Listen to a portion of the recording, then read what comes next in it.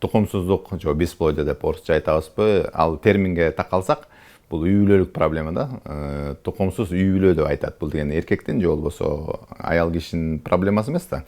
Бул эки кишинин проблемасы. Экөөнү тең изилдеп, анан эгерде эркегинде проблема болсо, анда себептери болсо, жана анализдер жаман болсо, анда ошо эркектин өзүнчө тукумсуздугу деп дагы бөлүп дарылай берсек болот. Көбүнчө жаштар, жаңы үйлөнгөндөр анан чын эле көбөйүп атат мурункуга караганда. Анын себептери мындай теориялар бар, так изилдөөлөр жок. Бул мисалы бир теориясы бисфенол А деп коет. Жана мисалы пластмассовый нерселердин баары көбөйүп калып атат айланабыздачы. Мисалы пластмассовый посуда, пластмассовый стакан, пломбу, упчу, пластмассовый мурункудай эмес, жанагы кичинекей кесинен сүттү деген биз мен эзимде айнек бутылка менен иччүбүз да. Азыр болсо баары тең пластмассовый болуп калды. Анализди карасак, урук жакшы болушу мүмкүн.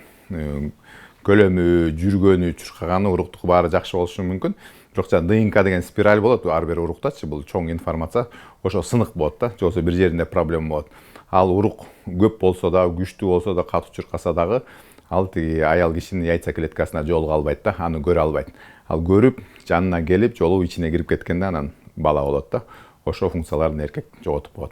Анан тамак ашыбыздагы мындай качествосы түшүп атат. Көп удобрение химикаттарды колдоно баштадык. Аякта дагы чоң химический зыян нерселер бар. Аябай зыян алып келет да. Анализин карасаң жакшы, ГВТсин карасаң да жакшы, баары эле жакшы болот, бирок боло албайт да бала. Муну идиопатический бесплодие деп коебуз. Анализ жакшы болушу мүмкүн, аял деле жакшы болушу мүмкүн, бирок балалуу боло албайт. Бул 70%га чейин себеп да. 30%ын биз билебиз себебин. Там жумурткасынан проблема болушу, аргасы органдарынан, жыныс мүчөсүнөн проблема болушу, анын себебин билебиз. Анын себебин билсең, дарыласаң дагы болот да.